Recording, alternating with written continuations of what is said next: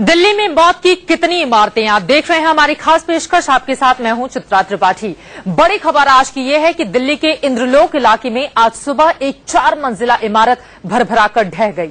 इस हादसे में 9 लोगों की मौत हो गई, जबकि कुछ लोगों के दबे होने की आशंका जताई जा रही है। मौके पर राहत और बचाव का काम लगातार जारी है।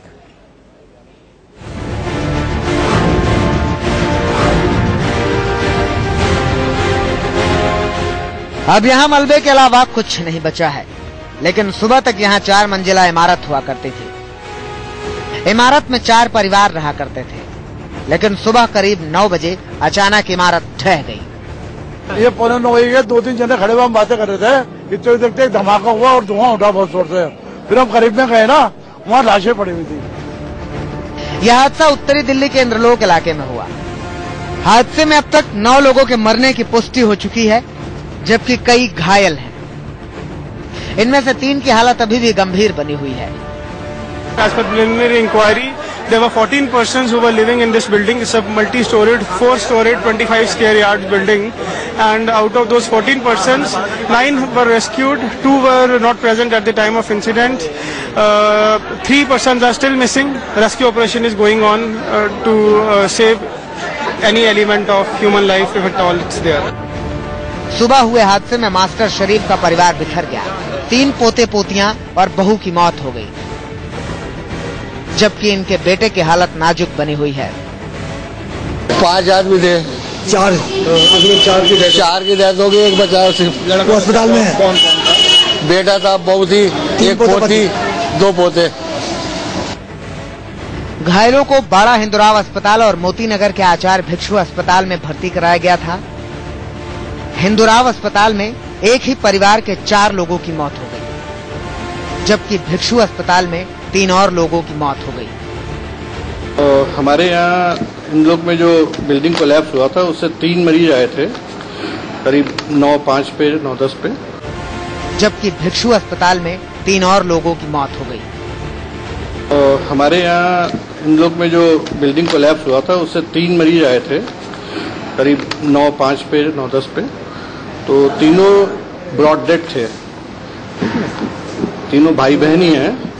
एक तो रिहान था 7 साल का, एक आसिफ था 10 साल का, और एक आदिबा थी 14 साल की। तो तीनों ब्रॉड डेड थे उस समय। तो उसके लिए हमने पुलिस को इन्फॉर्म कर दिया है। हमारे एरिया वाले, मोतीनगर वाले तो कर गए हैं। बाकी उनको उनके जो एरिया वाले हैं उनको खबर की गई है, तो वो आएंगे तो फिर बॉडी हम उनको हैंड ओवर कर देंगे पोस्टमार्टम के लिए। इमारत के गिरने की वजह साफ नहीं हो पाई है, लेकिन माना जा रहा है कि इस इमारत के बगल में बन रही एक दूसरी इमारत के लिए हुई खुदाई की वजह से इसकी नींव कमजोर हो गई थी और ये इमारत गिर गई। The building which collapsed is an old building. As told, it is a more than 50 years old building. But just adjacent to it, there was a plot measuring around 20 square yards, small plot, and from the spot, it is visible that there was some kind of construction activity. A small pillar and a small wall is noticed here, and we are going to register the case and investigate the matter. इलाके के mayor Yogendra चंडोलिया का कहना है कि मामले से जुड़े 2 अधिकारियों को सस्पेंड कर दिया गया है और आगे की कार्रवाई की जा रही है। उन 2 अधिकारियों को सस्पेंड किया गया है कि भाई उनके एरिया के अंदर ये कार्रवाई क्यों चल रही थी बिल्डिंग की अनऑथराइज्ड कंस्ट्रक्शन की, तो उसकी जब जांच होगी, लेकिन हमने फिलहाल जांच से पहले उनको सस्पेंड कर दिया। बताया जाता है कि इस इमारत में फ्लैट बनाकर असलम नाम के बिल्डर ने लोगों को बेचा था। इमारत काफी पुरानी हो चुकी थी। माना जा रहा है कि इसी वजह से 9 लोगों के लिए कब्रगाह बन गई। अभिषेक पांडे, दिल्ली, इंडिया न्यूज। इस इमारत ने 9 लोगों की जान ले ली है। सीधे रुक करेंगे हम ग्राउंड जीरो का ही, जहां से अभिषेक इस वक्त हमारे संवाददाता जुड़ चुके हैं। अभिषेक, ये बताइए, राहत और बचाव का काम तो लगभग खत्म हो चुका है, क्योंकि 9 लोगों की जान चली गई, 3 लोगों को निकाला जा चुका है और कहा यही जा रहा है कि कुल 12 लोग मलबे के भीतर थे।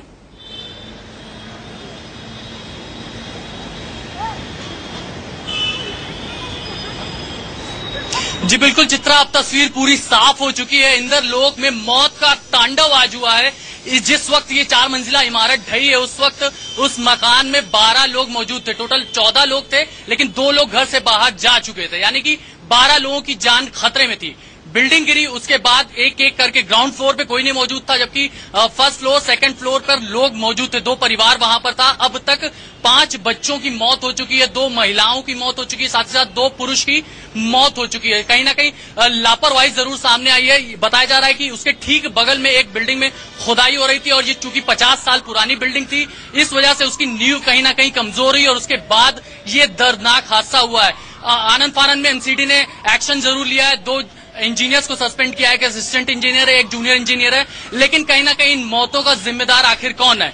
मेरे हाथ में एक पेपर है चित्रा, ये 1950 अधिनियम के तहत है, एमसीडी इसको जारी करता है और इसमें भी आप देखेंगी कि धारा 349 के अधिनियम के तहत एक रामपुरा विलेज है, इसी तरह का नोटिस भेजा जाता है एमसीडी की तरफ से। इसमें साफ तौर पर लिखा हुआ है कि जो बिल्डिंग है वो खतरनाक स्थिति में है, जन सुरक्षा को देखते हुए इसको खाली कराया जाए। ये नोटिस है 11 तारीख का और 11 से आज आप अनुमान लगा सकते हैं कितने दिन बीत गए, लेकिन अभी तक कोई कार्रवाई नहीं हुई। ये रामपुरा विलेज की एक तस्वीर मैं आपको दिखा रहा हूं, ताजा नमूना है। अब सवाल ये उठता है कि आखिर एमसीडी के अधिकारी 3 दिन के नोटिस के बाद वहां क्यों नहीं पहुंचे? नवीन नाम का ओनर है, वो परेशान है, वो कहता है किराएदारों को खाली कराया जाए, लेकिन किराएदार नहीं हटते। तो कहीं ना कहीं हर एक की गलती है इसमें, चाहे मकान मालिक हो, चाहे प्रॉपर्टी डीलर हो, चाहे किराएदार हो। किसी जब तक हादसा नहीं होता तब तक किसी को कोई सुध नहीं होती और आज भी 9 लोगों को अपनी जान गंवानी पड़ी है, जबकि 3 लोग जिंदगी और मौत से अभी भी झूल रहे हैं। चित्रा, कोई भी अपनी जिम्मेदारी और जवाबदेही से बच नहीं सकता है और लगातार इस तरह के हादसे बढ़ते हुए चले जा रहे हैं, क्योंकि 1 साल के भीतर 100 से ज्यादा लोगों की मौत की खबरें आती हैं और वो भी सिर्फ इमारत के ढहने से। आपके साथ तमाम लोग मौजूद हैं, अगर उनसे आप बातचीत करें और ये जानने की कोशिश करें कि इस इमारत को लेकर क्या किसी तरह के दिशा निर्देश दिए गए थे, क्या वहां पर नोटिस चिपकाई गई थी कि इमारत बहुत पुरानी है, जर्जर अवस्था में है, कभी भी गिर सकती है, और उसके बावजूद भी लोग नहीं माने?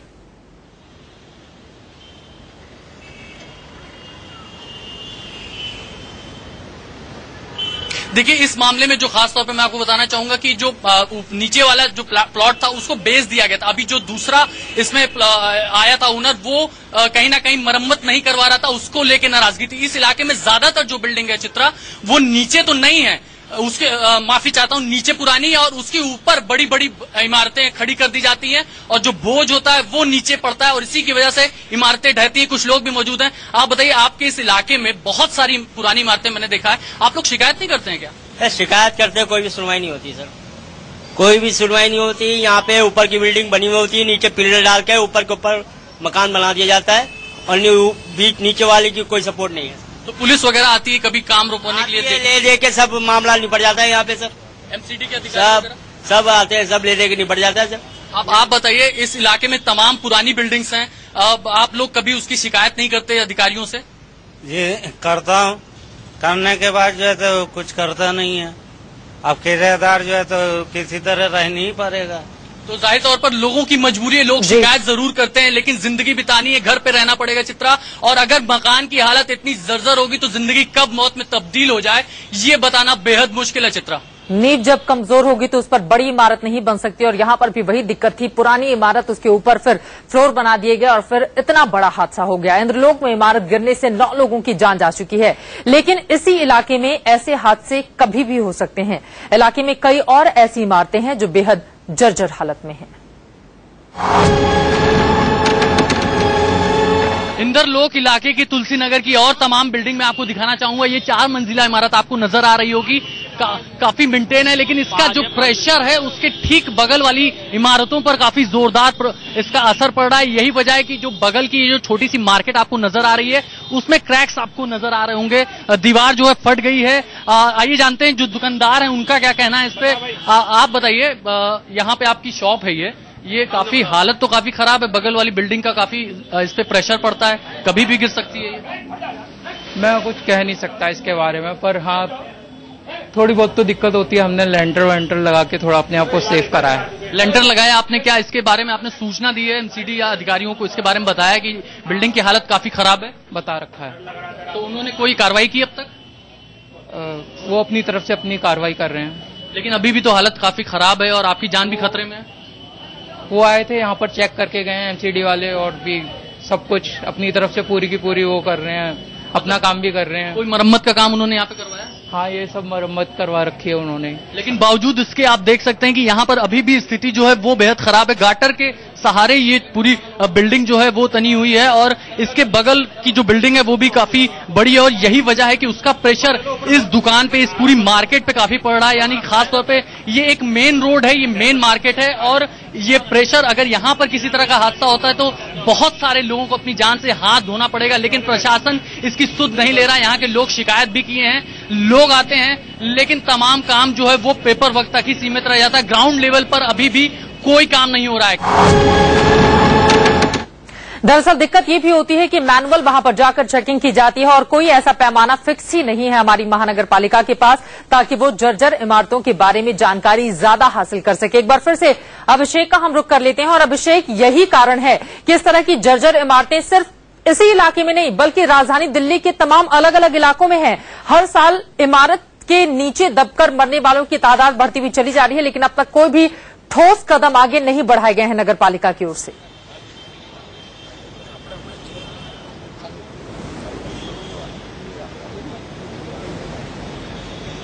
जी बिल्कुल चित्रा, तमाम ऐसे दिल्ली के इलाके हैं, चाहे ईस्ट दिल्ली हो, सेंट्रल दिल्ली हो या नॉर्थ दिल्ली हो, वहां पे ऐसी इमारतें आपको रोड पर दिख जाएंगी, गलियों पे दिख जाएंगी। काफी सकरी गली होती है। जहां पर इस बार हादसा हुआ वहां जेसीबी मशीन भी बमुश्किल पहुंच पा रही है और जिस जेसीबी मशीन की जरूरत थी, लेकिन सकरी गलियां हैं और इतने खतरनाक हालत में मकान होते हैं तो राहत एवं बचाव कार्य में भी मुश्किल होती है। लेकिन लोगों को समझने की जरूरत है कि अगर आप किराएदार हैं तो ऐसे मकानों में बिल्कुल मत रहें जिनकी स्थिति बेहद खराब हो और मकान मालिकों से आग्रह करें कि जल्द से जल्द उसको ठीक कराएं। दूसरी चीज, एमसीडी को भी अपनी जिम्मेदारी यहां समझना बेहद जरूरी है क्योंकि वो चिन्हित तो कर देती है बिल्डिंग, लेकिन उस पर कार्रवाई पूरी तरह से नहीं होती। आनंद में अभी इस हादसे के बाद 9 लोगों की जान जाने के बाद चित्रा सिर्फ 2 इंजीनियर्स को सस्पेंड किया गया है और आगे की कार्रवाई बढ़ा ली गई। हालांकि दिल्ली पुलिस का यह कहना है कि जो लोग इसमें दोषी आरोपी पाए जाते हैं उनके खिलाफ भी मामला दर्ज किया जाएगा लापरवाही का। लेकिन कहीं ना कहीं 9 लोगों की जिंदगी जो आज गई है उसकी जिम्मेदारी अभी भी कोई लेने को तैयार नहीं है। यहाँ पर चित्रा सिर्फ कागजी कार्रवाई की जाती है, दरअसल हकीकत में नजर कुछ नहीं आता और इसी वजह से इस तरह के हादसे अक्सर होते रहते हैं।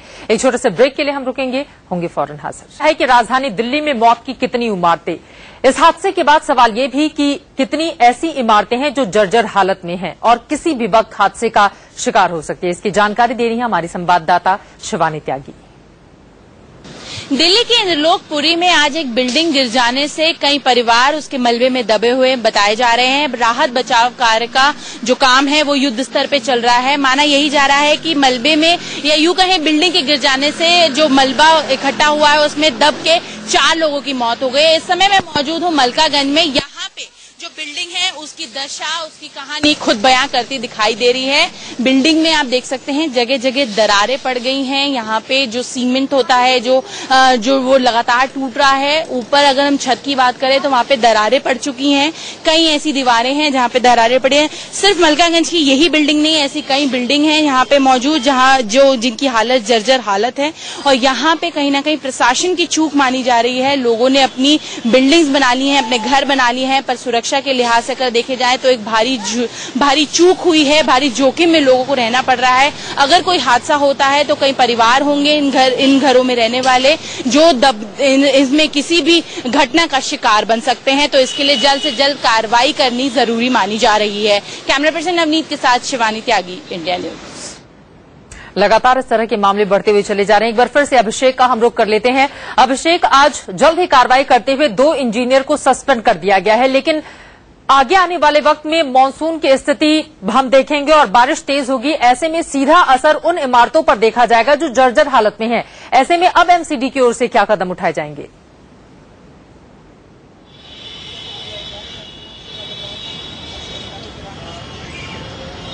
देखिए चित्रा, मुझे लगता है ये सबक बहुत बड़ा सबक है एमसीडी के लिए। अब इंतजार करने की बिल्कुल जरूरत नहीं है। एमसीडी को पता है कि दिल्ली के किन किन इलाकों में कितनी ऐसी बिल्डिंग है जो बेहद खतरनाक है, डेंजर जोन में कभी भी गिर सकती है। कुछ लोगों को नोटिस भेजा जाता है, एमसीडी की टीम वहां आती है, खाली करने को कहती है। लोग कहते हैं ठीक है, हम दूसरा ठिकाना देखते हैं और खाली कर देंगे। दोबारा वहां एमसीडी की टीम कभी नहीं जाती है देखने कि वो घर खाली हुआ कि नहीं हुआ। और किराएदार आते हैं, किराएदारों को इतनी पूरी जानकारी नहीं होती कौन सा मकान कैसा है। हाँ, स्थिति देख के बाहर से समझ में आती है, लेकिन किराएदार चूंकि बाहर से आते हैं इसलिए उनकी मजबूरी होती है, उन मकानों में रहने लगते हैं। लेकिन ये हादसे से निश्चित रूप से एमसीडी को सबक लेना चाहिए। कुछ लोग हैं जिनमें खासी नाराजगी है इन इलाकों को लेकर के। आप बताइए, जो जितनी भी इमारतें मैंने देखी ज्यादातर जर्जर हालात में है, आप लोग शिकायत करते हैं इसके बारे में? जी बिल्कुल सर, इमारतें ऐसी हो रही हैं, कोई देखने वाला नहीं है, कोई सुनने वाला नहीं है, किसी को कुछ कह नहीं सकते। और जितने भी तुलसी नगर के अंदर जहाँ पे इमारत ढही है, वो जो फ्लैट बने हुए थे उसके अंदर जितनी भी मतलब प्रॉपर्टी डीलर्स हैं, जो भी हैं, जो भी उस कई लोगों की ओर से शिकायतें भी की जाती हैं, लेकिन शिकायत को अनसुना कर दिया जाता है और इसी वजह से इस तरह के मामले लगातार बढ़ते हुए चले जा रहे हैं। लेकिन इसके लिए हम सभी को अपनी जिम्मेदारी और जवाबदेही भी तय करनी होगी। यहां एक छोटे से ब्रेक के लिए रुकेंगे, आगे देखिए इनसाइड स्टोरी।